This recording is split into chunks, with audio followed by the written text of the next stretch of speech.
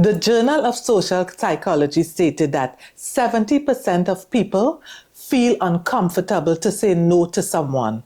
And the University of California in Berkeley said that 60% of people feel pressure to say yes. Now, why would people, if they don't want to do something, still say yes and agree to doing so? I will share with you 4 research reasons that I came up with, and I'll give you some tips and solutions as to why people don't want to do something, but yet still they go ahead and do it. Before I do so though, let me introduce myself. My name is Carla with Vibes and Wisdom, and I help people solve their daily problems by providing wise and practical solutions. So let's get right into the reasons. Do you know that there's some people who tie their self-worth and self-esteem to the expectations and approval of others? Yes, there are people like that. And these people seek external validation. And in order for them to feel valued, important, and appreciated, they need to have the approval of what other people say and think about them.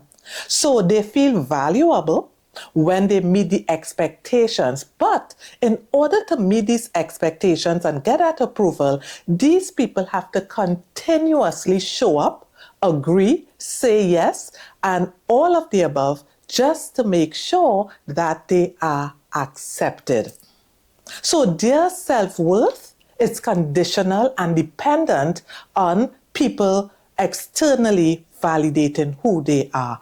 So the unfortunate thing for these people are they really don't feel as though they are worthy. So people like that will continuously say yes because they want acceptance. Now, my advice to people who experience this situation is start having a different inner dialogue with yourself. Change your self-talk. Use affirmations that will confirm that you are complete. I am worthy. I am enough. You have to tell yourself the right things so that you could boost your own self-confidence. You don't need the views of others so that you could feel valued and appreciated. Your self-worth should not be a reflection of what people think about you. Because if you continuously try to chase external validation, then what happens eventually? At some point you would crash.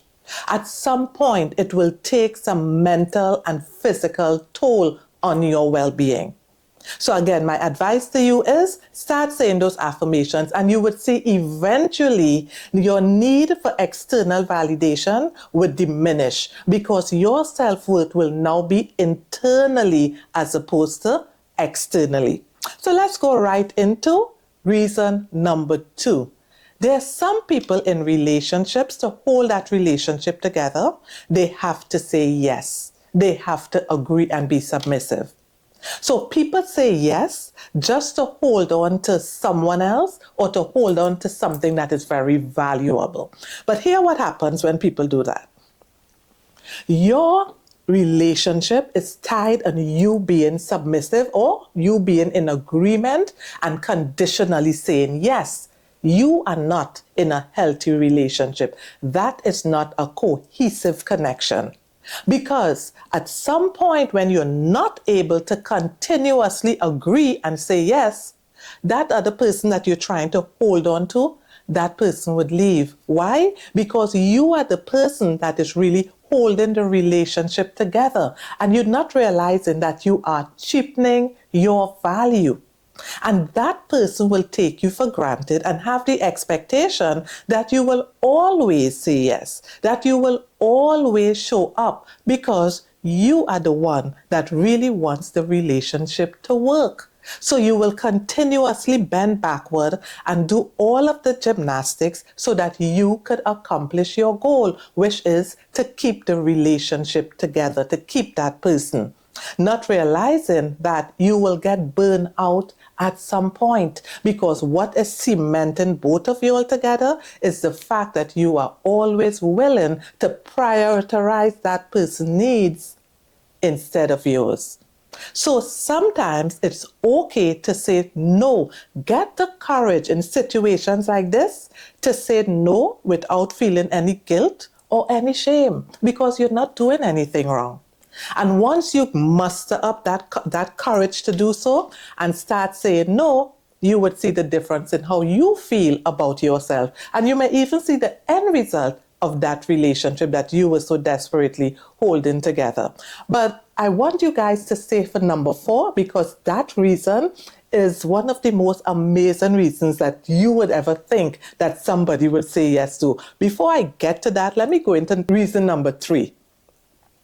Feeling obligated because somebody has been so nice to you. They showed up when you were in a dark place in your life, emotionally and otherwise. Maybe you might have been going through a divorce, and this person was there for you at that point in life, in your darkest moments. You might have lost a job. They hook you up, get a connection, you got a good job. Or you didn't have somewhere to live and they took you in. I remember when I came to this country, I stayed with my cousin, and I am eternally grateful for her. She was the best hostess ever. Now, mind you, I said I'm eternally grateful, because there's a difference. There's a difference of feeling grateful and feeling obligated. When you feel obligated, yes, you will do things whether you want to or not. You would be part of the 60% that they research at the University of California. You feel pressured to always say yes because you forever feel that you have to repay this person. And that's different. When you are grateful, you could show up and you could let the person know from time to time how grateful you are for what they have done for you. And there are many ways we could say no without actually saying the word no. It will mean the same thing, but you just did not say no. Because really, when people hear the word no, it kind of jolts you. You feel rejected. No one likes to feel rejected. Right? So you could probably say things like, you know what, I would love to do that for you, but I'm not able to. I'm sorry, I cannot do that for you, and I know X, Y, and Z.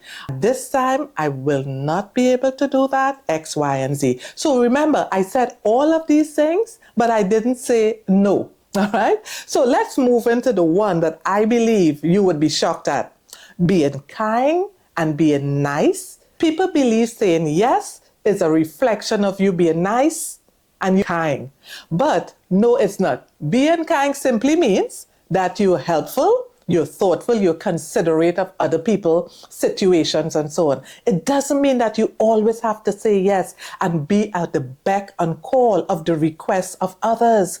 I remember my niece said to me, because I am very kind, I believe that the world will be a nicer place if we have more Mother Teresas. And I like to see myself as a Mother Teresa. And one day my niece said to me, she said, Auntie, I know that you're nice and kind. She said, but before you offer to help and always be available, you need to let people prove that they are worthy of your time and energy and effort. She said, you're always running in to help somebody. Let them show that they're willing to reciprocate. All right? Don't always feel that you need to be present and be nice and be kind. And that was a real eye-opener for me. And then I realized saying yes doesn't give you the password into being kind and nice. Not necessarily so at all. As a matter of fact, what you're doing sometimes, you're setting up yourself, because people will know, call Cathy, call Carla, she'll do it. And the day you cannot do it, then guess what? They leave out. Sometimes you now start feeling rejected and isolated because you have done so many things for these people and they didn't show any gratitude, and you start having all that self-pity party, when in truth and in fact, you were the person that was making yourself always available. So with that being said, let's recap. Yes, you don't always have to say yes. You could sometimes say that I cannot do it as much as I would want to help you. I'm not able to. Prioritize your needs. It sounds selfish, but it's not. You have to be good to yourself first before you could be good to others. You don't always have to be at the beck and call, because it will take a mental and physical toll on your well-being. If you know of anyone who is a yes, yes people pleaser, maybe you should share this video with them. And if you have any comments to share about your experience of having to say yes even when you did not want to, please drop me a comment, like, share, and subscribe.